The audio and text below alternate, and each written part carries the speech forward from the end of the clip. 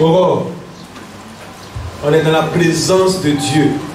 Hein, ne soyez pas attristés. On va danser avec ce merveilleux couple. Alléluia. Alléluia. Alléluia. Ce matin, nous sommes dans la joie et nous voulons dire au Seigneur merci.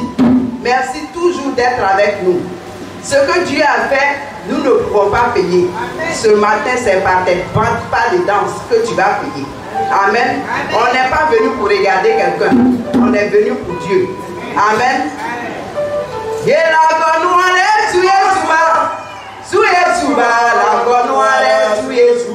On peut se lever et danser avec le groupe Aurore.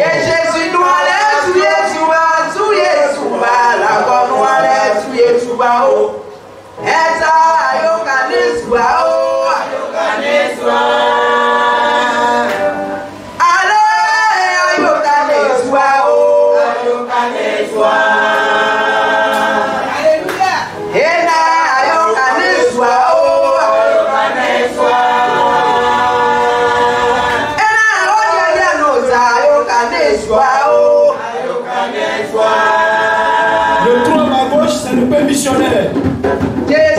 Le trône à droite, c'est les dîmes et les offrandes. Voilà. C'est tous les jours que Dieu nous bénit. Le souffle de vie, c'est lui qui nous donne le souffle de vie. Je veux voir un peu pleurer ce matin. Dans cette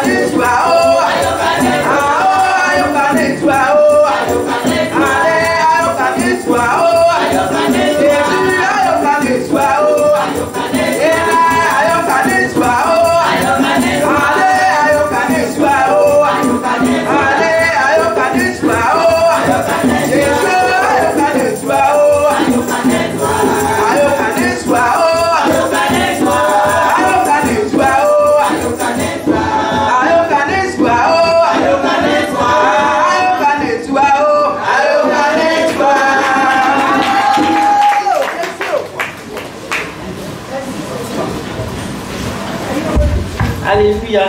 Nous allons chanter. Vous devez enchaîner les chants. Quand vous coupez comme ça là, ça m'empêche de danser. Alléluia. Est-ce qu'on peut les acclamer? Alléluia. On va chanter en dida.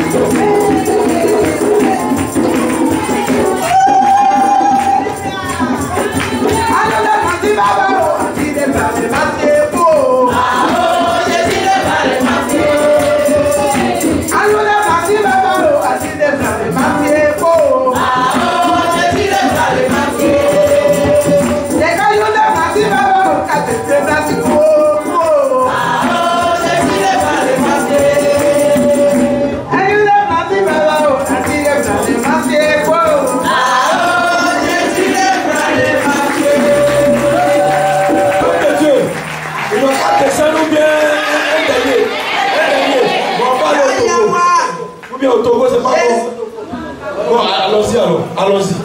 Allons-y. Alléluia. Jésus, Alléluia.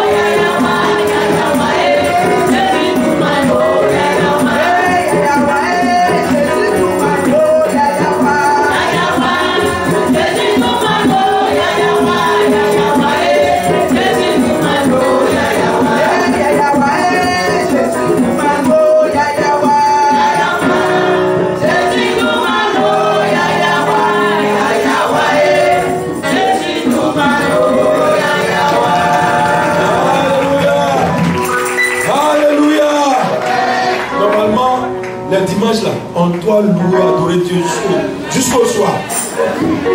On commence à partir d'aujourd'hui. Alléluia. Est-ce qu'on peut s'acclamer? Plus musical. Plus musical, venez. Vous allez donner 2 chants. Voilà. On va rentrer en français aussi. Un chant. Ok. Un chant, c'est bon.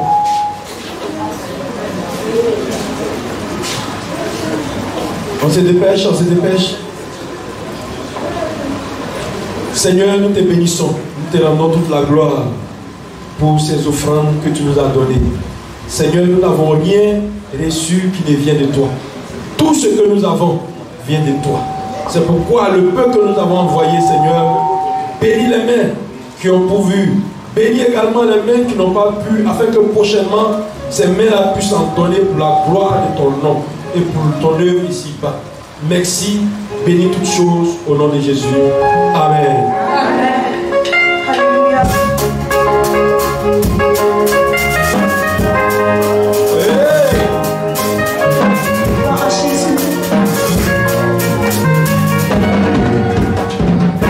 Tu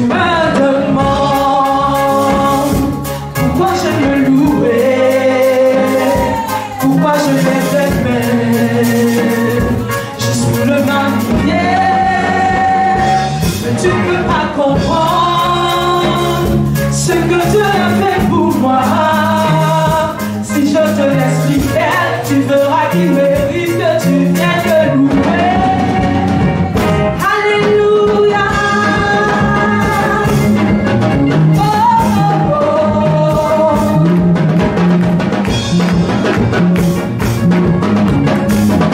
Tu me demandes pourquoi je le louer, pourquoi je lève les mains, pourquoi je lève les mains. Juste pour ma lumière.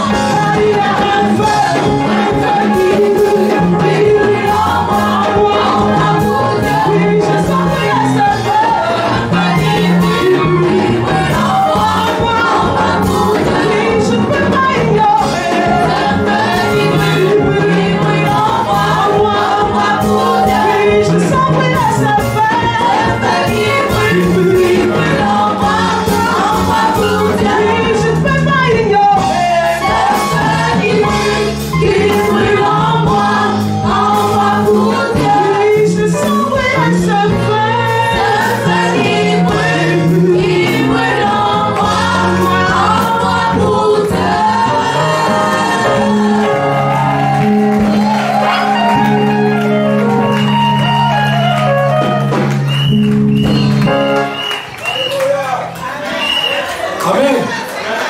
Amen. Qui est dans la joie? Qui est dans la joie? Qui est dans la joie? Alléluia. Oui. Alléluia. Gloire au Seigneur. Est-ce que nous sommes là? Est-ce que nous sommes là? Que Dieu nous bénisse. Ah, il y a de la joie dans la maison de notre Seigneur. Et quand il y a sa présence, son esprit, Dieu nous fait énormément du bien. Merci Seigneur pour tout cela. Voilà, toujours dans cette ferveur, la présence du Seigneur, nous allons passer à l'écoute de la parole de Dieu. On aura l'occasion de faire la connaissance de nos bien-aimés qui nous rendent visite, les saluer à notre manière. Mais pour l'heure, nous allons écouter la parole du Seigneur. Nous avons chanté alors qu'on tente d'adorer. Et certainement, ça vient avec le temps. Un jour, peut-être un dimanche, on n'aura pas de prédication. On va lire un texte. On loue le Seigneur. On prend la Sainte Seine. Ça fait partie. On étudie ça à l'école. Ça fait partie. Un jour, on va faire seulement louer le Seigneur. Lire un texte. Pas commentaire. On prend la Sainte Seine. On adore le Seigneur ce jour. Voilà, ça va arriver. Alléluia. Et cela, tout cela pour glorifier le Seigneur, pour honorer le Seigneur, pour célébrer notre Dieu. Voilà. Donc c'est notre frère.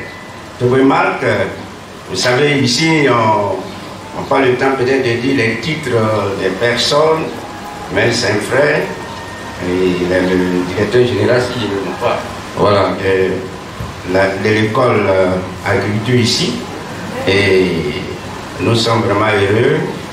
Et vous voyez, tous ceux qui aiment le Seigneur, on danse. Hein. Je voyais notre frère qui est sous-préfet, il dansait. Quand on vient de la maison du Seigneur, souvent les gens pensent que... Non, mais ça fait la joie. Voilà. Malgré notre titre qu'on vient, le Seigneur est plus grand que nous. On l'adore. Alléluia. Merci Seigneur, pour nous apporter la parole de Dieu. Que le Seigneur le bénisse et nous bénisse également. Gloire à Dieu. Gloire à Jésus. Gloire à Jésus. Est-ce qu'on peut acclamer le Seigneur des Seigneurs, le roi des rois, le lion de la tribu de Judas, la rose de Saron, l'étoile brillante du matin.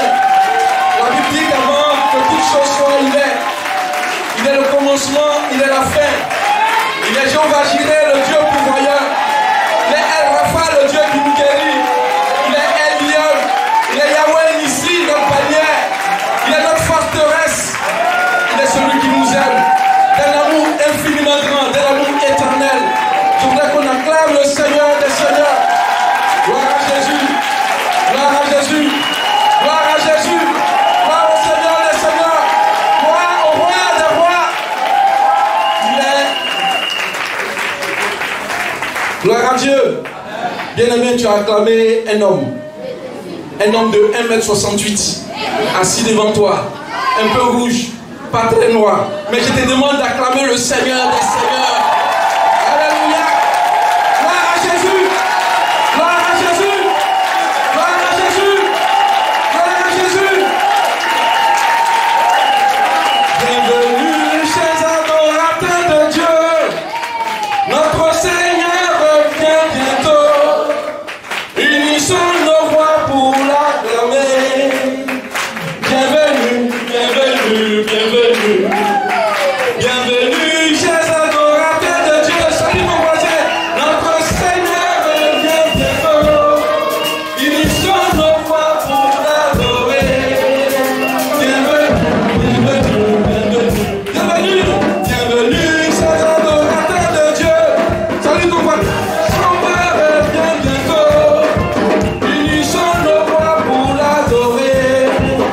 Bienvenue, bienvenue, bienvenue. Bienvenue, chers adorateurs de Dieu. Notre Sauveur revient bientôt. Unissons nos voix pour l'adorer. Bienvenue, bienvenue, chers adorateurs de Dieu. Adorateurs de Dieu. Notre Seigneur revient bientôt. Unissons nos voix pour l'adorer. Bienvenue, bienvenue, bienvenue.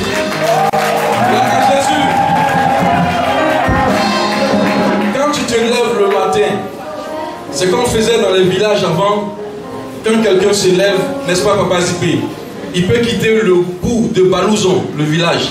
Balouzon, vous connaissez Balouzon, c'est à Galois.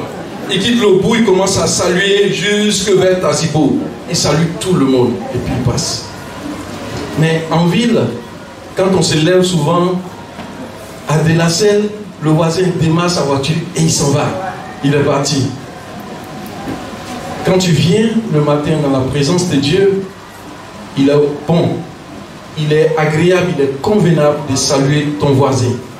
Parce que celui-là porte le nom de Dieu. Il a l'esprit de Dieu.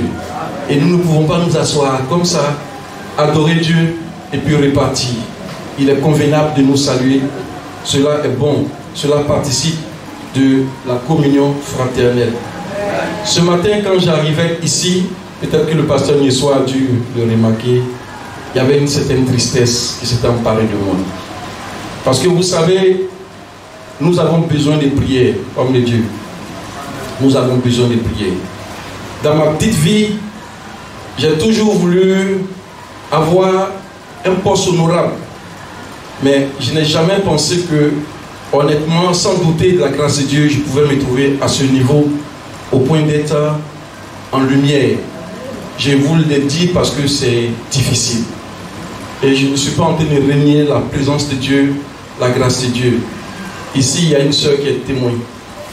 Ce sont des pressions que vous vivez, de tout genre. C'est de l'oppression souvent. Et il y a des fois où vous êtes obligé, comme cela s'est passé en semaine, de répondre au plus haut quand vous n'avez même pas fait de dégâts. Quand quelqu'un autour de vous a commis une faute, il faut justifier. Et souvent, cela vous emporte. Pas physiquement, mais votre témoignage peut être écorné et écorché.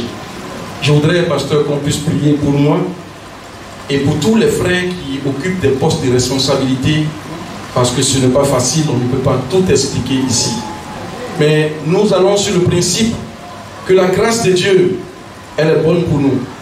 Quand Dieu nous donne, il nous donne en sachant, en considérant que nous pouvons supporter, en considérant que c'est ce qu'il faut pour que son œuvre puisse avancer. Ce n'est pas pour nous, mais pour l'œuvre de Dieu. Ce n'est pas à cause de nous, mais à cause de son nom.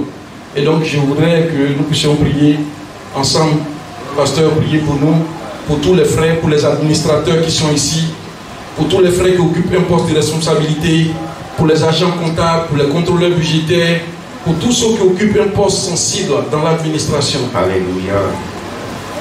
Est-ce que vous pouvez vous tenir debout, s'il vous plaît, avec moi? Comme cela, c'est Dieu qui a rehaussé, qui a placé Daniel, un administrateur. C'est Dieu qui donne l'intelligence et qui place ses enfants. Et quand il les place, il sait pourquoi. Nous allons prier, afin que Dieu les garde. Ce que notre bien-aimé frère dit, c'est une réalité. C'est pas facile. On avait une soeur qui était ministre. Et lorsque nous rendons ces témoignages, c'est pas facile. Parmi tous les autres, où on la nomme Jésus, elle est banalisée. On fait tout pour qu'elle puisse régner sa foi. Et ce qu'elle dit, c'est une réalité. Priez que Dieu les garde. Lui qui a permis qu'il soit à ses postes et que sa bonne main. Béni soit ton nom, notre Père. C'est avec joie. Nous venons à toi comme un seul homme pour prier ce matin. Non seulement ton serviteur qui a donné ce sujet si important. C'est toi qui qualifies, c'est toi qui rehausses. C'est toi qui as donné cette responsabilité à Daniel. Oh Dieu, dans ce pays, comme un administrateur, c'est toi qui as élevé Néhémie. C'est toi, notre Dieu et notre Père. Nous savons que ta parole, des hommes ont été élevés pour que ton nom soit glorifié, pour que ta lumière éclaire les ténèbres. Prions ce matin pour ton serviteur, qui étend ta main sur lui, afin que Dieu, ta bonne main, soit sur sa vie, comme elle a été sur Esdras, comme elle a été sur Néhémie, comme elle a été sur Daniel. Tu es le même Dieu, tu n'as pas changé. Et Seigneur, nous prions pour nos frères qui sont dans un poste, oh Dieu, élevé, et quel que soit le niveau du poste de responsabilité, nous te prions ce matin que le nom de Jésus, la gloire de Jésus, oh Dieu, la protection du Très-Haut soit le partage, que la lumière de Dieu les environne, que toutes les flèches de l'ennemi, les jeux de Satan, dans le but de les attriser, dans le but de les accabler, que cela soit vaincu et que tous les ennemis tombent afin que tes serviteurs te servent et que soit une lumière partout où tu as voulu qu'elle soit. À toi c'est la gloire, au nom de Jésus. C'est dans le nom de Jésus que nous avons prié, Seigneur. Amen. Amen. Je vous remercie. Merci, pasteur. Gloire à Dieu. Sans plus tarder, nous allons prendre la parole de Dieu dans le livre de 2 Rois, au chapitre 4. Nous allons faire notre lecture du verset 8 jusqu'au 36. C'est une longue lecture. Nous allons lire rapidement pour pouvoir faire l'économie du temps. Un jour, Élisée passait par Sunem. Vous y êtes? 2 Rois 4, verset 8 à 36. 2 Rois 4, verset 8, 36. Vous y êtes? Ok. Un jour, Élisée passait par Sunem. Il y avait là une femme de distinction qui le pressa d'accepter à manger. Et toutes les fois qu'il passait, il se rendait chez elle pour manger. Elle dit à son mari: voici, je sais que cet homme qui passe toujours chez nous est un saint homme de Dieu. Faisons une petite chambre haute avec des murs et mettons-y pour lui un lit, une table, un siège et un chandelier, afin qu'il s'y retire quand il viendra chez nous. Élisée, étant revenu à Sunem, se retira dans la chambre haute et y coucha.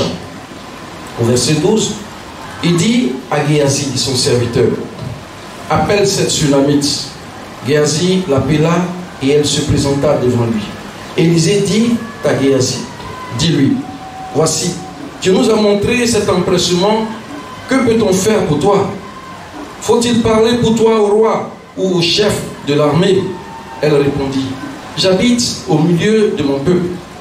Et il dit: que faire pour elle? Géasi répondit: mais elle n'a point de fils et son mari est vieux. Et il dit: appelle-la. Géasi l'appela et elle se présenta à la porte.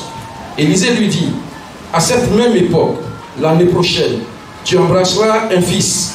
Et elle dit: non, mon Seigneur, homme de Dieu, ne trompe pas ta servante. Cette femme devint enceinte et elle enfanta un fils à la même époque, l'année suivante, comme Élisée lui avait dit. L'enfant grandit. Et un jour qu'il était allé trouver son père vers les moissonneurs, il dit à son père: ma tête, ma tête. Le père dit à son serviteur: porte-le à sa mère. Le serviteur l'emporta et l'amena à sa mère.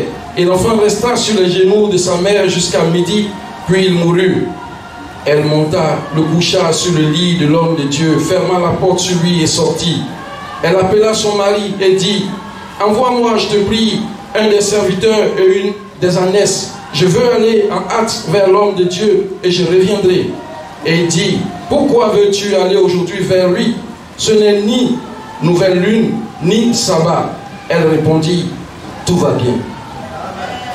Tout va bien. Elle répondit: tout va bien. Puis elle fit sceller l'ânesse et dit à son serviteur: mène et pars, ne t'arrête pas en route sans que je te le dise. Elle partit donc et se rendit vers l'homme de Dieu sur la montagne du Carmel. L'homme de Dieu, l'ayant aperçu de loin, dit à Géasi, son serviteur: voici cette Sunamite. Maintenant, cours donc à sa rencontre et dis-lui: te portes-tu bien? Ton mari et ton enfant se portent-ils bien? Elle répondit: bien. Et dès qu'elle fut arrivée auprès de l'homme de Dieu sur la montagne, elle embrassa ses pieds.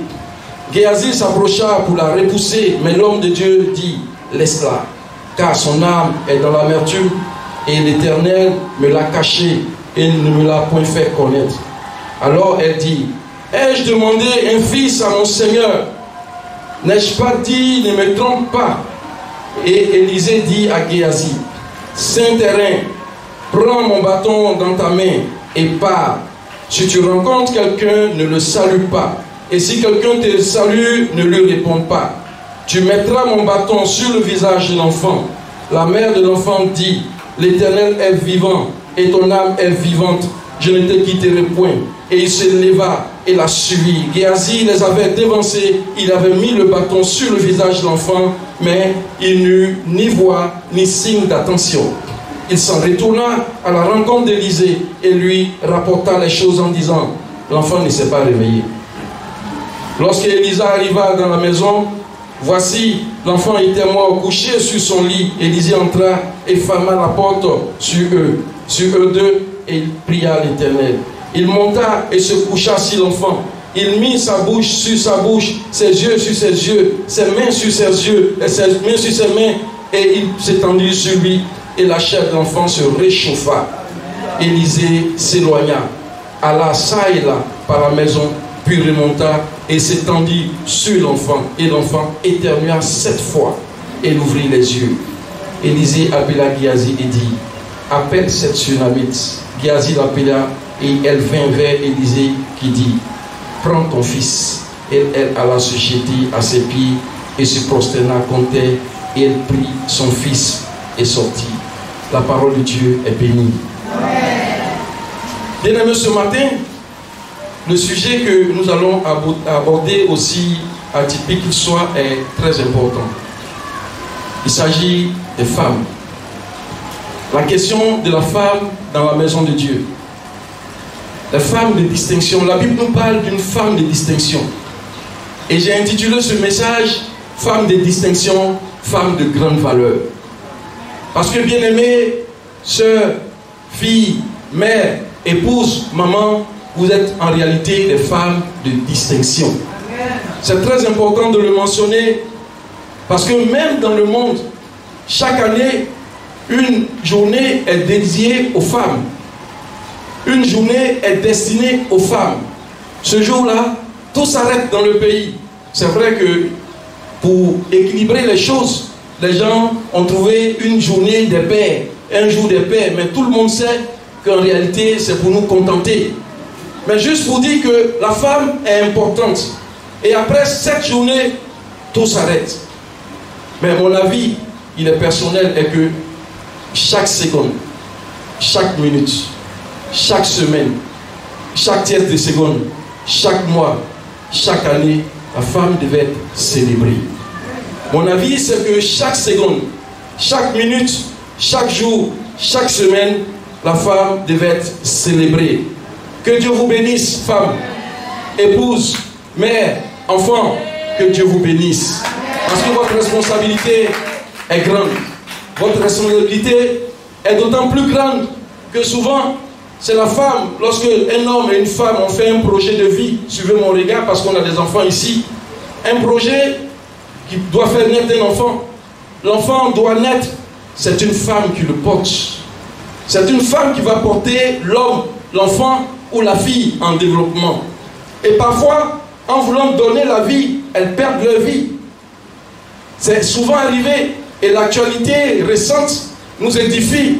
À Daloa, au CHR de Daloa, il y a une dame qui est décédée. Ma prière ce matin, c'est que toutes les femmes vivent. Et quand on a la vie, qu'elles puissent elles-mêmes vivre. Souvent, elles peuvent se priver de tout. Lorsqu'il faut nourrir l'enfant, elle le nourrit. Mais elle doit aussi nourrir le père et tout le reste de la famille. Souvent, elle peut se priver même partiellement ou totalement de son temps pour pouvoir s'occuper de tout ce qui concerne la maison. Elle doit donner à manger, elle doit s'occuper des visiteurs qui arrivent, elle doit tout faire. J'ai une expérience que j'ai vécue, et je sais que c'est le cas de tous nos papas. On vous confie l'enfant pendant une journée et maman ou madame va faire des courses. Vous l'appelez chérie, tu es où? Quand il appelle pour dire chérie, tu es où? Ça veut dire qu'il n'arrive plus à supporter, à gérer l'enfant. Il dit s'il te plaît, il faut rentrer rapidement. Parce qu'il ne peut pas faire toute une journée à garder un enfant. Mais les femmes le font. Les femmes de distinction qui sont ici le font. Elles le font avec bon cœur. Ma prière ce jour également, c'est que le Seigneur, notre Dieu, vous comble au-delà de toutes vos espérances. Qu'il vous fortifie dans la tâche que vous avez. Parce que c'est un sacerdoce, c'est une grande responsabilité. Elle est exaltante et elle est noble. C'est une œuvre de Dieu. Pour revenir au texte, nous allons situer le contexte. Le texte nous parle, c'est une longue lecture, d'une femme juive qui est certainement aisée. Parce que la Bible dit que c'est une femme de distinction. Ça veut dire ce que ça veut dire. C'est une femme qui est aisée et qui habitait au nord d'Israël sur le chemin de Nazareth à Jérusalem.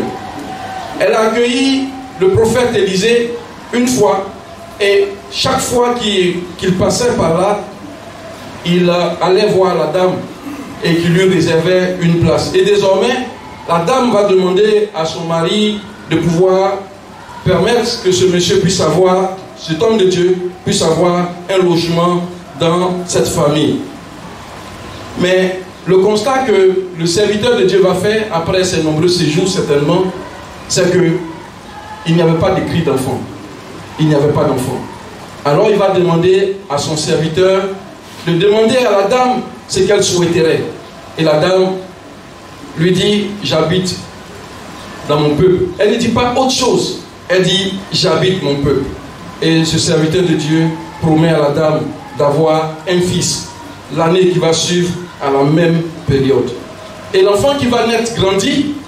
Il grandit et un jour, alors que ses parents, son père est avec les moissonneurs, c'est-à-dire ses ouvriers, l'enfant va voir son père et il est pris de violents maux de tête. Il crie ma tête, et le père dit remettez-le à sa maman. Le père ne dit pas autre chose. Il dit au serviteur ramenez-le à sa maman. Il ne demande pas de savoir ce que l'enfant a. Et le serviteur qui l'envoie à sa maman le fait. Et la dame revient. Elle demande un moyen de transport au mari, au père, pour pouvoir envoyer l'enfant quelque part.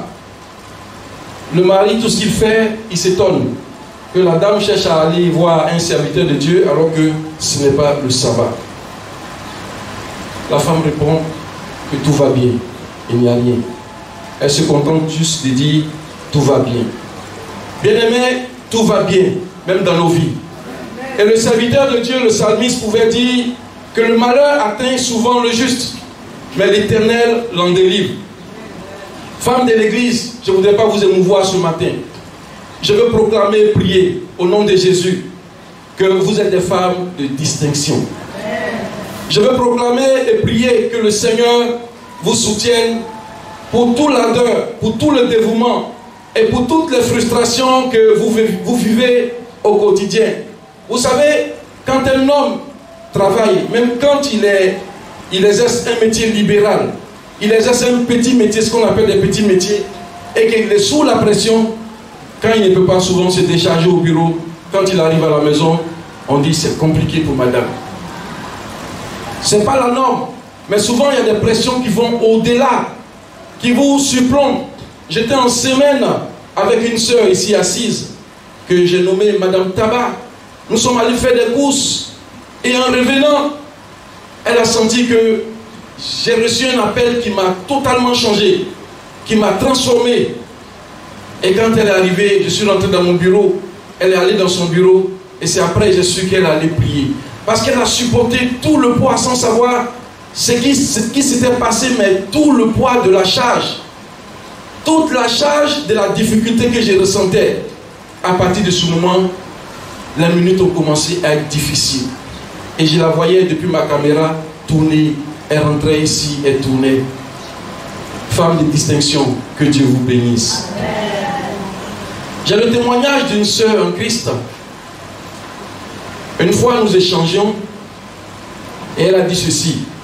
Parce que son mari avait reçu quand même une certaine grâce de Dieu. Il était assez bien parce qu'il travaillait dans un complexe hôtelier de la place.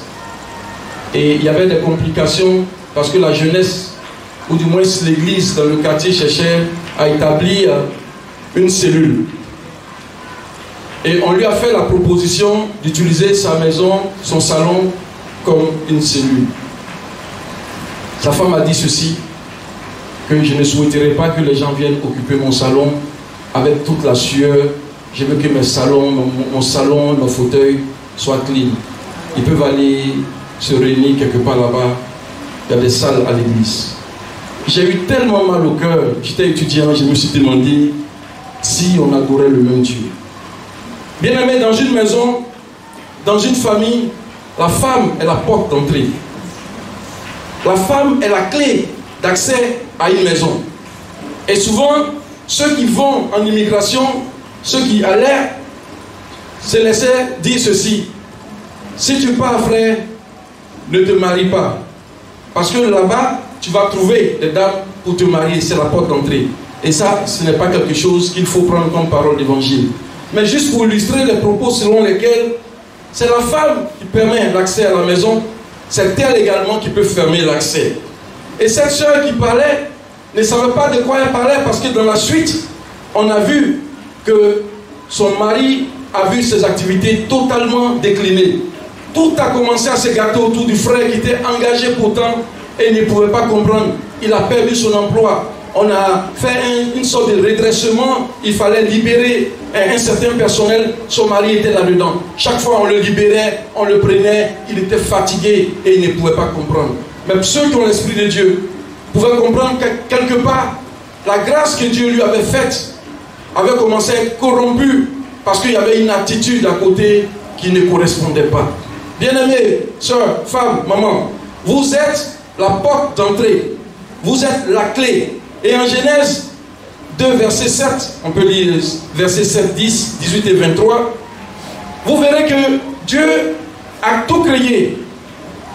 Il a tout établi dans le jardin d'Éden. Il a cultivé le sol du jardin. Il a même permis qu'il y ait la présence de 4 fleuves, Pichon, Guillon, Hiddekel et Avila du moins, donc le 4e fleuve. Malgré tout cela, l'homme ne se sentait pas à l'aise. L'homme ne se sentait pas bien. Et Dieu lui envoie des créatures. Il nomme chacune des créatures, mais il ne trouve pas son compte. Et vers la fin, Dieu va le faire dormir. Il va l'endormir et de sa côte, de lui, il va retirer une côte avec laquelle il va constituer la femme. L'homme qui regarde ceci dit: cette fois, voici l'os de mes os, la chair de ma chair. Sans la femme dans une maison,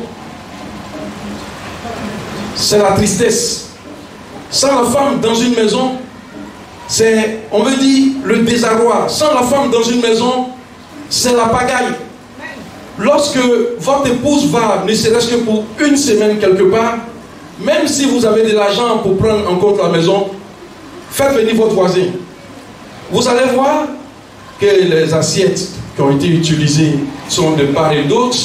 Les enfants ont mangé, les choses sont partout. Les mouches sont en train de coloniser les compartiments de la maison. Le père il est assis avec son journal, peut-être sa Bible, mais vous sentez que quelque chose n'est pas normal. Les choses ne sont pas à leur place. Même quand il a fait un internat qui sait ranger les choses, on sent que quelque chose ne va pas. La femme est très importante. Et je prends toutes ces illustrations pour vous dire qu'il ne s'agit pas ce matin de vous amadouer, mais il s'agit ce matin de vous faire comprendre que vous, en tant que femme de distinction, toute la responsabilité est la vôtre.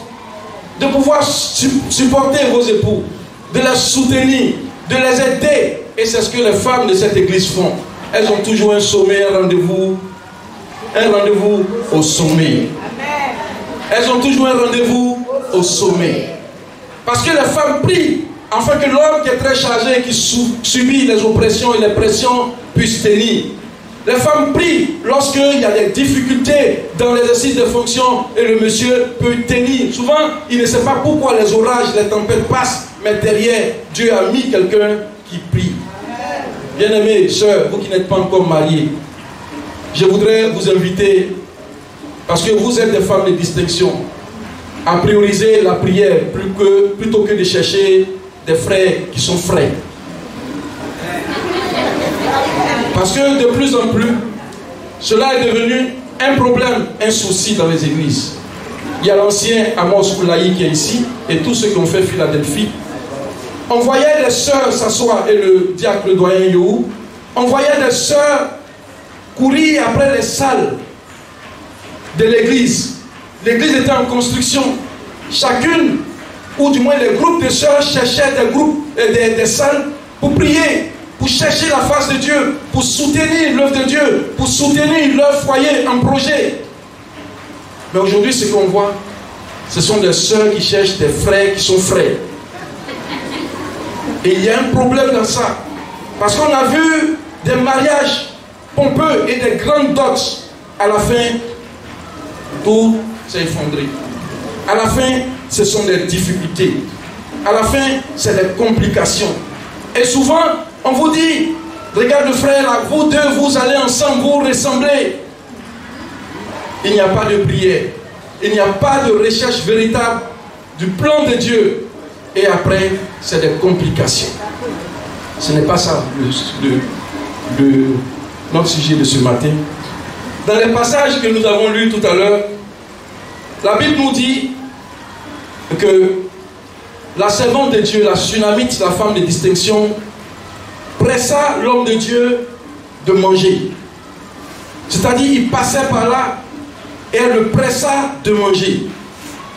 Et quand j'ai regardé ce verset, je me suis demandé si dans le siècle présent, on pouvait voir encore ce genre de choses. Quelqu'un passe, il rentre dans une cour, et puis la femme qui est là lui dit, s'il te plaît, il faut manger. C'est-à-dire, en français, elle lui dit, je t'en prie, il faut manger. Je te supplie, il faut manger. Ne pars pas, il faut rester. La nourriture est déjà prête, mange. Aujourd'hui, on dirait, les choses ont augmenté au marché. La vie est devenue très dure. Chérie, il est venu. S'il peut prier, il faut qu'il parte. Parce que déjà, on est nombreux. S'il vient manger, ça n'a pas suffi. Toi-même, tu sais que c'est petit, la nourriture. Là. Parce que tu aimes trop ça. Laisse le monsieur là partir. Il est venu, tu ne l'as pas appelé, tu ne l'as pas invité. Mais la Bible nous dit que la femme le pressa de manger. Et il a mangé. Et dans la suite, la Bible dit que chaque fois qu'il passait, il y allait. La femme de distinction est une femme qui est non seulement pleine d'amour, mais elle est hospitalière. La femme de distinction est une femme hospitalière. Et en Hébreu 13, verset 1 à 2, il est écrit, persévérez dans l'amour fraternel, n'oubliez pas l'hospitalité, car en l'exerçant, quelques-uns ont logé des anges sans le savoir. Persévérez dans l'amour fraternel.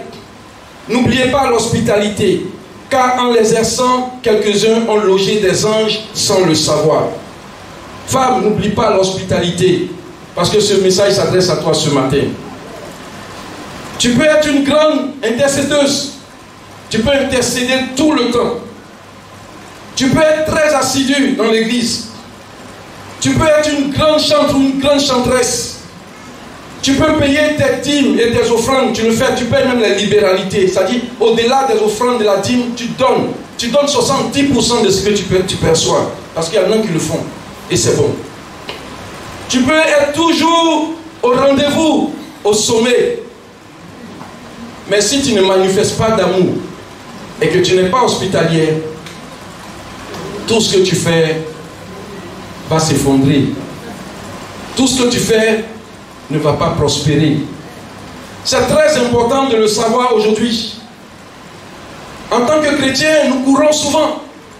Nous faisons souvent ce qui est agréable. C'est bon. Mais ce qui est juste, parce que c'est une recommandation de Dieu, manifester de l'amour et manifester également l'hospitalité sont réellement des devoirs, je vais dire des devoirs, souvent on dit en français régaliens, mais régaliens pour le chrétien. C'est ça qui fait le chrétien. Celui dont je vais parler n'est pas une femme, mais regardez, je vais juste caricaturer. Certainement un dimanche, un monsieur est couché sur la chaussée, sur la voie, et un grand diacre, un ancien, je ne vais pas dire un pasteur parce que les pasteurs ne font pas ça. Un chrétien comme moi, comme vous, prend sa Bible, il va à l'église, et puis quelqu'un est couché là. Il le sauve, il s'en va. Il dit c'est un brigand. Il va se mettre, Seigneur, bénis-le. Seigneur, change ma nation. Seigneur, transforme tous les clichés. Seigneur, il faut faire tout ce qui est bon. Mais celui qui vient d'enjamber là est couché. Gloire à Dieu. Nous avons besoin, bien-aimés, en tant que femmes de distinction, d'être pleines d'amour et hospitalières. Tu es une femme de distinction, de grande valeur. Et cette femme exerçait ce qu'elle faisait avec bon cœur. Elle le faisait de façon libre. Elle le faisait de gaieté de cœur. Parce qu'elle allait au-delà de la manifestation de l'amour simple, dit je t'aime ou je te salue, ou du moins viens et mange et va-t'en. Mais elle dit dans la suite à son époux, faisons-lui, montons des murs, faisons-lui une couchette, mettons-y tout le nécessaire afin que ce monsieur puisse se retirer et pouvoir prier. C'était une femme qui avait non seulement la crainte de Dieu, mais qui avait l'esprit de Dieu. Parce que la Bible déclare que tout ce qui est né de Dieu triomphe du monde. Et cette femme-là pouvait aller au-delà. Elle était dans l'opérationnel. Non seulement elle ressent la présence de Dieu à travers ce monsieur, elle manifeste l'hospitalité, mais elle permet à l'Esprit de Dieu, à l'homme de Dieu, de demeurer dans cette maison. Veux-tu, bien-aimée femme de distinction, ce matin, aller au-delà de la simple manifestation de ton amour en disant « Je t'aime » de l'amour du Seigneur, ou « Viens, mange et va-t'en ». Et cette femme l'a fait. Vous savez, j'ai cru que ce genre de personnes, on ne pouvait pas les retrouver, on ne pouvait plus les trouver. Mais je suis allé un jour dans un pays. J'ai vu quelque chose qui m'a frappé. C'était impressionnant. Une servante de Dieu, elle est revenue, présentement elle est ici. Sa cour ressemble à une maison de passage, à une chambre de passage.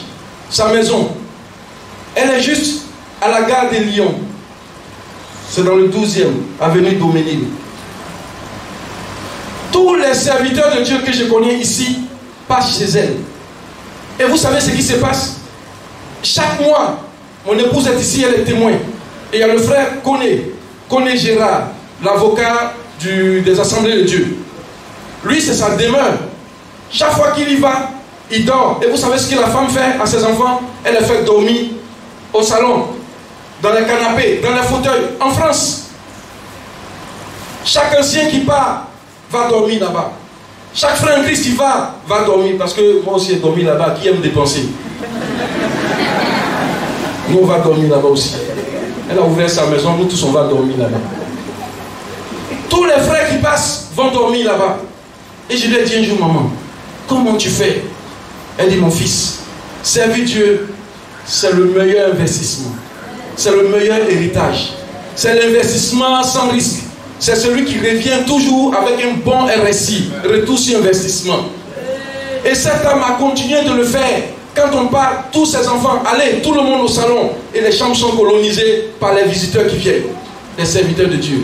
Le pasteur, le président de la place, c'est là-bas que j'ai fait sa connaissance. Le pasteur Thiago, c'est là-bas que j'ai vu. Le pasteur Banda, tout le temps on se retrouve là-bas. Son épouse, tout le monde. Et cette dame, bien qu'elle soit là-bas, où la vie est chère, sa maison est toujours ouverte.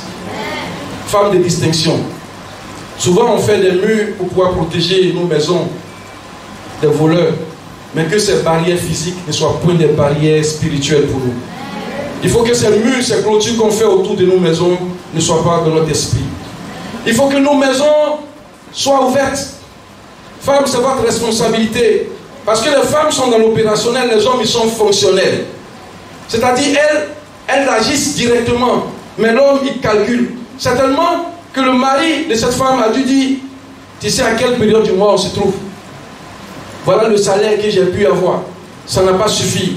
Il a pris sa calculatrice. Il a fait tous les calculs possibles. Il dit, finalement, on ne peut pas recevoir. C'est moi qui le dis ainsi. Mais la femme dit, à cause du Seigneur, à cause de la grâce de Dieu qui est sur nous, à cause de la gloire de Dieu, il faut recevoir ce monsieur. Il faut le nourrir, mais il faut faire une couchette. Il faut aménager tout l'environnement afin qu'il puisse y séjourner avec nous. Vous voyez, quand on sert Dieu, il faut le faire de tout le cœur et totalement. Elle aurait pu dire, il est arrivé, il y a la chambre d'enfant qui est là. Ah bon, il n'y avait pas d'enfant, il y a la chambre des visiteurs, ou du moins il y a une chambre qui est là pour les serviteurs. Logez-le là-bas, elle va dormir et puis va partir. À cause de la crainte que nous devons avoir pour Dieu, il faut honorer le service de Dieu. Il faut honorer les serviteurs de Dieu. Il faut honorer les enfants de Dieu. Il faut honorer les filles de Dieu. Et femmes de distinction, cela est de votre responsabilité. Je ne suis pas en train de dire que les hommes n'ont pas leur part de responsabilité, mais la clé de la maison, c'est vous qui l'avez. C'est vous qui l'avez. Et elle allait jusqu'au-delà du simple engagement à accueillir un homme et puis le laisser passer. Il faut aller plus loin. Et il y a un témoignage qui est édifiant. Je ne sais pas ce que les gens penseront en le disant. Il nous est arrivé quelque chose d'exceptionnel. C'était au tout début de ma prise de fonction, quand j'étais encore sur projet à Jacquesville. Nous avions eu une maison qui était occupée par une Européenne qui est partie à la faveur de la crise. Parce que nous sommes arrivés à Jacquesville en fuyant la guerre et la crise. Et nous sommes allés nous réfugier à Jacquesville. Et nous avons tourné de maison en maison. Et finalement, le Seigneur a permis qu'il y ait une maison dans le quartier Habitat, non loin de la mer, un petit quartier chic, où nous sommes allés, nous nous sommes assis dans la maison qu'on a trouvée. Il y avait le personnel de la française qui venait de partir au Maroc, et nous sommes assis. Quelques mois après, ou du moins quelques jours, il y a un monsieur qui est venu pour revendiquer la maison. Il dit que ces maisons ont été conçues, ces maisons appartiennent à ses parents. Nous avons dit, comme nous sommes dans la maison, que nous avons déjà fait des aménagements, il faut nous fixer juste un loyer, on va payer. On a dû payer la caution d'une maison que nous avions déjà occupée et aménagée. Mais quelque chose de spécial va se passer. À un moment donné, la maison est devenue une maison où tous les frères en Christ, tous les frères qu'on connaît et qu'on ne connaissait pas aussi venaient. On ne savait pas pourquoi, mais quand ils viennent à Jacquesville, en famille, ils veulent loger. Jusqu'à ce qu'un jour, il y a un chercheur ivoirien, il est au CNRA, qui veut venir avec sa famille parce qu'il a été, je vais dire, traumatisé par la guerre. Et il vient, il doit dormir là. Dans la même veine, il y a également l'une de nos grands professeurs de l'université, en son temps que nous tous on redoutait, qui m'a appelé pour dire, elle vient à Jacquesville, elle va venir dormir. Je dis à mon épouse, mais elle va dormir où? Il s'agit des professeurs Fantoudji. On a déjà quelqu'un, il n'y a plus de chambre. La maison avait 5 chambres, 4 chambres ou 5 chambres, c'est à l'habitat. Donc, ils ont occupé un compartiment et Fantoudji arrive, Fantoudji Agathe. Pour ceux qui ont fait Abobo Djamé, ils savent de qui il s'agit. Elle va venir. On n'a pas d'argent. Je venais de commencer. À Jacquesville, en ce moment, il n'y avait pas de complexe hôtelier. Mon épouse avait juste une petite voiture. Une petite voiture. Les gens l'appelaient petit crayon. Quand ils circulent avec. Petit taille crayon. C'est les Daewoo, les petites voitures, les citadines. Il faut qu'on puisse loger des personnes. On a réfléchi. Moi, j'ai dit à mon épouse, parce qu'il savait ce qui allait se passer, que la chambre conjugale soit exempte de toute souillure. Ça veut dire que personne ne doit habiter, rentrer dans notre chambre. Et puis en même temps, elle me regardait. Mais vers la fin, vous savez ce qui va se passer? Le professeur Fantoudji a dormi dans notre chambre. Bon. Mais j'étais là en même temps, le verset, pasteur m'étalonnait que la chambre conjugale soit exempte de toute souillure. En même temps, moi-même, j'ai dit, mais est-ce que le professeur Fantoudji, elle est souillée? Est-ce qu'elle a souillé la maison? Professeur Fantoudji a dormi dans notre chambre. Mais vous savez où nous on a dormi? Dans la voiture de madame. Devant le Seigneur et le Saint-Esprit. Nous avons dormi dans la petite... Comme on ne peut pas allumer la voiture toute la nuit. D'ailleurs, la climatisation ne marchait pas dans sa petite voiture là.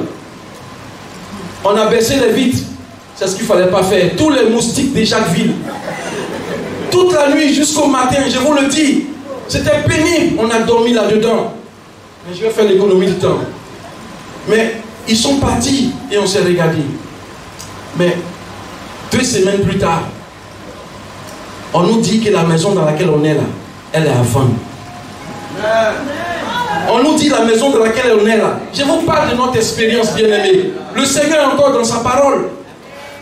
L'hospitalité, la Bible dit qu'en exerçant l'hospitalité, certains ont reçu des anges sans le savoir.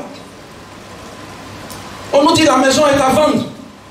Et puis mon épouse dit, on peut prendre, j'ai dit, mais tu comptes sur quoi même? Tu comptes sur quoi? Quand on me regarde le salaire, tu comptes sur quoi? C'était le salaire de l'ingénieur de 2004. Le doyen Yavo est là, il sait. Je vous dis en même temps, ça fait 164 615 francs. C'est ça en 2004, un ingénieur en Côte d'Ivoire touchait. Un ingénieur agronome, 164 615. Médecin, tout le monde était aligné là. Ils ont fait 3 grèves, il y a eu des morts. Eux, ils sont partis. Ingénieur, on a fait grève, on est allé à la fonction publique. Les autres ont fui, tout le monde était en veste. C'est l'ingénieur qui fait grève au plateau, puis on était là. On est arrivé, tout le monde est en veste. Et puis les gens ont commencé à partir, nous sommes restés 11. Quelqu'un m'a attrapé, il m'a fait rentrer à la primature. Il dit, c'est toi qui es, qui est en tête de ce mouvement-là. J'ai dit oui en respirant. Parce que celui qui était à côté de moi, il était comme ça. C'est un homme. Vraiment, c'est un homme. J'ai dit oui, c'est moi. On allait. C'était ça le salaire. J'ai dit, tu comptes sur quoi? Mais Dieu est dans sa parole. À cause de ce qui s'est passé, certainement, on nous dit, vous pouvez la prendre. Et Dieu a permis que cette maison soit prise et on l'a achetée. Mais je te le dis, et elle est en location. Et on le dit parce que c'est très important. Certains pensent qu'en logeant, en recevant, en hébergeant, ils sont en train de se surcharger. Bien aimé, la Bible dit, jette ton pain à la surface des eaux avec le temps. Tu vas le reprendre. Et c'est le rôle d'une femme de distinction. Parce que quand l'homme dit non souvent, il a dit non. Souvent, il dit je vais réfléchir. Mais tu dois savoir qu'il a dit non. Et la femme, comme la Sunamite, dans une attitude paisible, calme, parle à son mari. Je sais que cet homme qui vient est un saint homme de Dieu. Elle le dit avec une assurance. Faisons-lui une couchette. Dressons-y une table. Mettons tout ce qu'il faut afin qu'il puisse se retirer. Amen. Amen. Femme de distinction, sois généreuse. Elle savait, cette dame, que son engagement pour Dieu valait plus que toute autre chose. Elle savait que s'engager pour Dieu était très important. Femme, tout ce que nous allons faire sur cette terre restera pour la terre. Aucun investissement physique, matériel ne montera avec nous. Ce sont nos œuvres qui vont nous accompagner. Et au nom de ces œuvres, il y a l'hospitalité et il y a l'amour fraternel, l'amour de Dieu. Et la sensibilité, Dieu vous l'a donnée afin que vous puissiez être des leaders. Vous êtes des leaders, femmes de distinction. C'est très important. Et lorsque l'enfant, l'unique, va tomber malade, on voit encore la responsabilité de la femme. Le monsieur, l'enfant est malade, et puis il dit simplement, prenez-le, emmenez-le à sa mère. Il ne cherche même pas à savoir de quoi l'enfant souffre. Il prend l'enfant, il dit, ramenez-le à sa mère. Et cette femme de distinction prend l'enfant. Elle ne cherche pas à dire, tu es cruel, ou tu es méchant, ou du moins, il n'y a que ton travail qui compte. Notre enfant est malade, parce que les serviteurs étaient là. Notre enfant est malade, et puis tu le ramènes comme ça, comme un colis. La dame a pris l'enfant. Et puis, elle a envoyé son serviteur chercher un moyen de locomotion, de déplacement. Et quand le mari demande, l'époux demande, pourquoi est-ce que tu vas voir le serviteur de Dieu, l'homme de Dieu, c'est pas un jour de sabbat? Elle dit, tout va bien. Est-ce que tu peux dire, tout va bien? Tout va bien. Tout va bien. Tout va bien. situation est difficile. Tout va bien même quand tu as l'impression que les choses vont se gâter. Tout va bien même quand tu penses que tu n'arrives plus à reconnaître ton époux. Tout va bien lorsque tu as l'impression que tout l'investissement que vous avez fait est en train de partir en fumée. Tout va bien. Elle n'est pas allée chez la voisine d'à côté pour dire « Mon époux, j'ai toujours su que c'est quelqu'un qui ne m'aimait pas. Mais aujourd'hui, là, au moins, il pouvait faire profil bas en m'accompagnant avec l'enfant. Il est resté dans les champs. » Elle a pris l'enfant. D'une voix douce, elle parle à son mari, envoie-moi juste un moyen de déplacement. On lui envoie le moyen de déplacement. Et elle se rend dans la présence de Dieu. Elle ne va nulle part, elle va dans la présence de Dieu. La Bible dit qu'elle est allée chez l'homme de Dieu.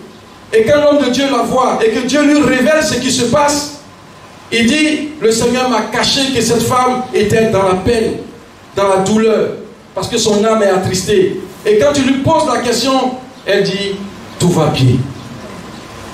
Ça peut ressembler à un mensonge, mais c'est sa conviction, c'est sa foi.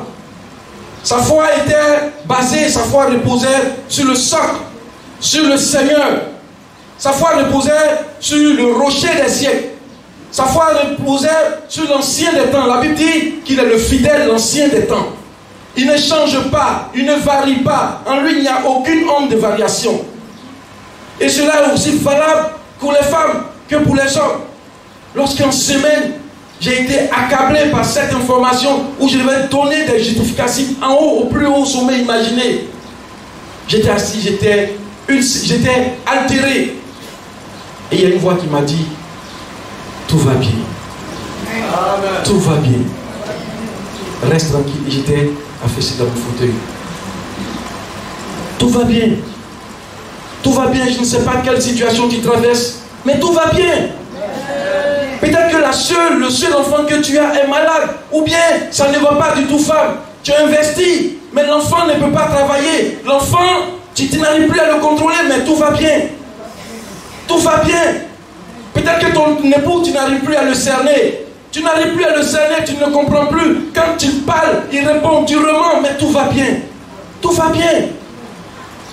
Certainement que tu es là, tu es à la maison, tu as été libéré, tu as travaillé, tu as fait des contrats à durée déterminée, tu es assise et les gens te voient dans le quartier comme la risée femme. Tout va bien. Tu viens prier, tu es toujours au rendez-vous, au sommet. Tu pries, et tu pries pour les gens. La situation se décante, mais toi, tu as un souci, tu as toujours un souci. Tout va bien. Tout va bien. Certainement que pour les soins de ton enfant, de ton mari, tu as tout fait. Vous avez tout fait, mais vous n'arrivez pas à voir ce qui ne va pas. Mais tout va bien. Parce que tout ne va pas, tout va bien. Tout va bien. Cette dame n'est pas allée ailleurs. Elle n'est pas allée chez la voisine. Elle n'est pas allée chez le voisin. Elle n'est pas même allée expliquer le comportement de son époux. Mais elle dit, tout va bien. Parce que tout va réellement bien. Et cette femme était une femme vertueuse. Je voudrais t'inviter à prendre la Bible dans la parole de Dieu, dans Proverbe 31. Cette femme était une femme vertueuse. Elle était une femme vertueuse. Elle savait que tout allait bien. Proverbe 31, verset 10. Et la parole de Dieu interroge. Et elle dit, qui peut trouver une femme vertueuse? Oui. Proverbe 31, verset 10. Qui peut trouver une femme vertueuse? Qui peut trouver une femme vertueuse? Qui peut trouver une femme vertueuse? Elle a bien plus de valeur que les perles. Vous pouvez entendre. Elle a bien plus de valeur que les perles. Quand vous allez en Asie, la perle est ce qui symbolise l'opulence, la prospérité. Quand une femme porte une perle, parce qu'il y a des perles, ce n'est pas les perles caoutchouc qui sont ici là. Là-bas, ce sont les perles qui sont faites par des huîtres, par des moules. Ça coûte cher. Quand vous les offrez à quelqu'un, ça veut dire que vous respectez cette personne. Et puis le plus grand scientifique qui a travaillé sur les perles a dit, il voudrait offrir, je paraphrase, il voudrait offrir une perle à toutes les femmes du monde. Parce que dans leur entendement, c'est la chose la plus grande qu'on puisse donner à une femme. Et cette femme, la Bible dit que cette femme vertueuse a plus de valeur que les perles. Si vous pouvez continuer. Le cœur de son mari a confiance en elle. Le cœur de son mari a confiance en elle. Regardez, quand le monsieur remet l'enfant à la femme, il le fait certainement parce qu'il a confiance en sa femme. Parce qu'il sait à qui il a fait. Il sait que c'est une femme paisible. Il a confiance. Il sait qu'elle peut s'occuper du reste parce qu'il était occupé à autre chose, même si ce n'est pas la norme. Le cœur de son mari avec confiance. Et la femme vertueuse, la femme de distinction, est une femme qui inspire confiance. Ce n'est pas une dame qui va dans toutes les directions, dans tous les sens, mais elle est focalisée sur le but. Allez-y. Et les produits ne lui feront point défaut. Les produits ne lui feront point défaut. Les produits ne vont jamais lui faire défaut. Vous pouvez continuer s'il vous plaît. Elle lui fait du bien. Elle lui fait du bien à son mari. Parce que son mari peut ne rien avoir. Son mari peut être dans le dénuement. Son mari peut avoir perdu son emploi. Mais cette femme-là couvre tout, comme la grâce, ou du moins l'amour qui couvre la multitude des péchés. Cette femme-là couvre son mari. Cette femme-là assure le quotidien. Cette femme peut aller loin et apporter des vivres, apporter des productions à la famille. Et non du mal tous les jours de sa vie. Tous les jours de sa vie. Cet homme est dans l'assurance. Cet homme est en paix. Les Ivoiriens disent il est serein parce qu'il sait à qui il a fait. Elle se procure de la laine et du lin. Elle se procure de la laine et du lin. La femme de distinction, la femme vertueuse, quand elle se procure de la laine et du lin, c'est pour embellir sa maison. C'est pour s'occuper de son époux. C'est pour mettre la maison à un niveau où même quand ce n'est pas du luxe, celui qui vient dire la grâce de Dieu est ici. La présence de Dieu est ici. Et travaille d'une main joyeuse. Elle travaille d'une main joyeuse.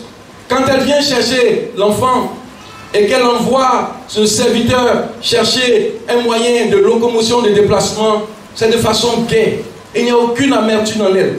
Il y a de la joie en elle. Il y a de la tranquillité en elle. Elle n'est pas amère. Elle n'est pas dure avec son époux. Mais c'est de façon joyeuse qu'elle le fait parce qu'elle dit que c'est un sacerdoce pour elle. Elle est comme un navire marchand. Elle est comme un navire marchand. Et elle amène son pain de loin.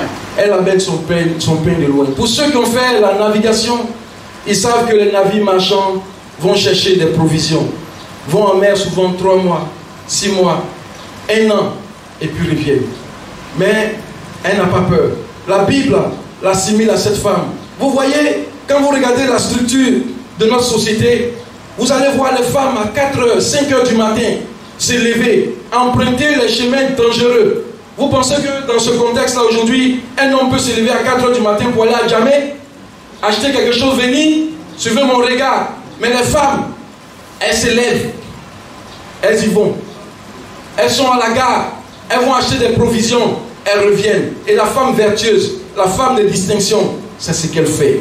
Sa maison est toujours remplie. Sa maison est toujours dans l'abondance. Je me rappelle bien, un instant s'il vous plaît, quand nous étions encore élèves,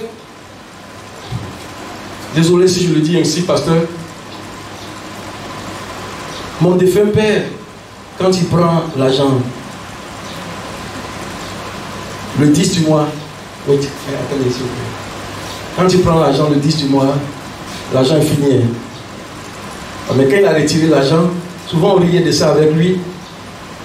Il dit la guerre a commencé. La guerre a commencé.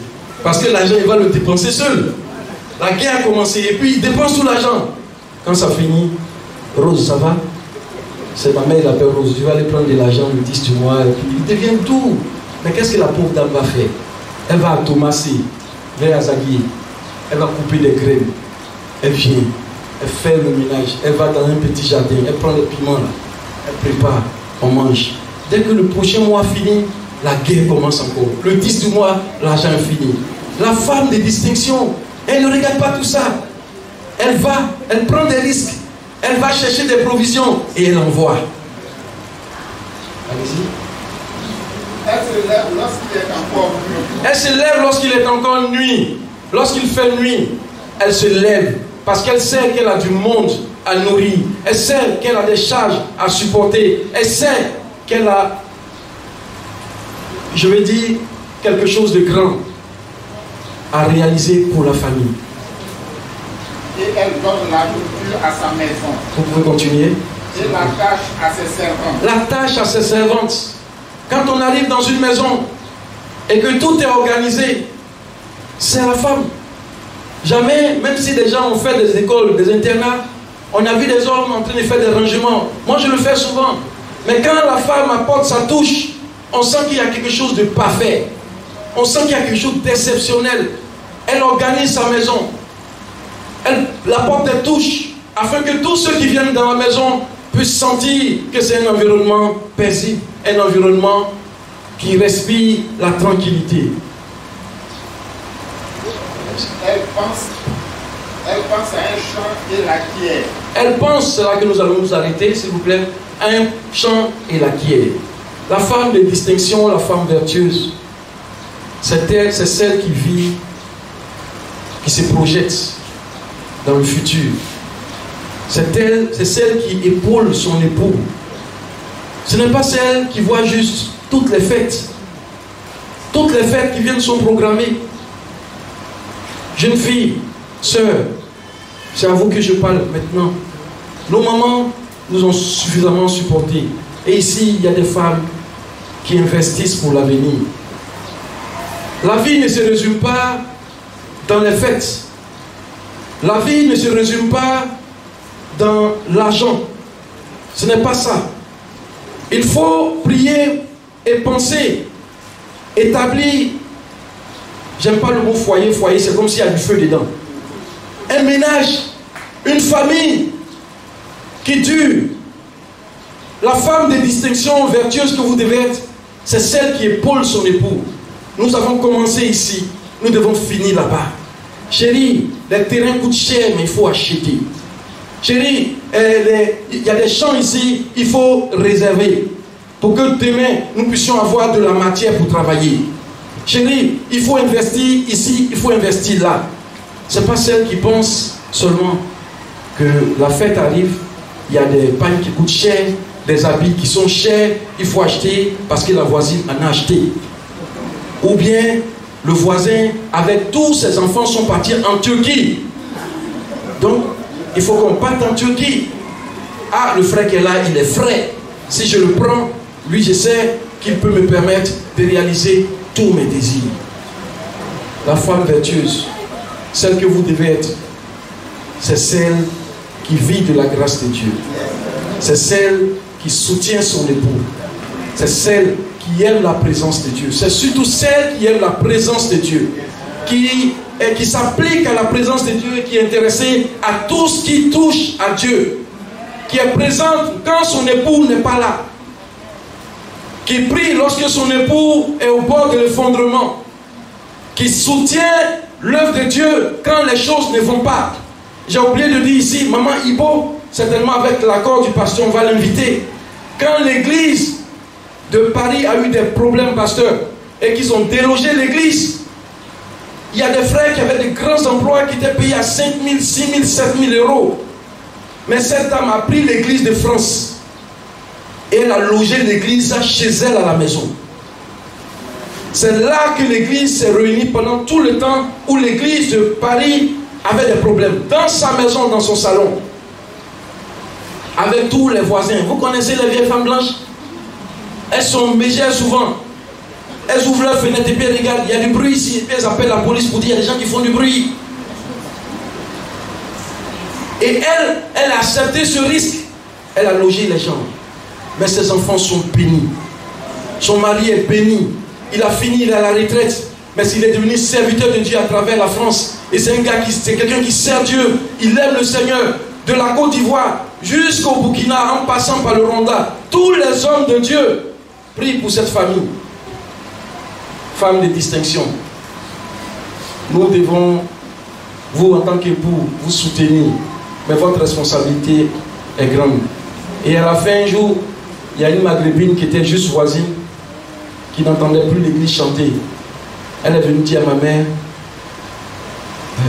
l'église ne se tient plus ici. Elle dit non, c'est fini, on a pu avoir un bâtiment de location. Elle dit, chaque fois j'ai tiré la fenêtre des stores pour écouter, ça me faisait du pied. Voici ce que l'hospitalité, l'amour de Dieu, l'engagement pour Dieu peuvent créer. Que le bonheur et la grâce vous accompagnent.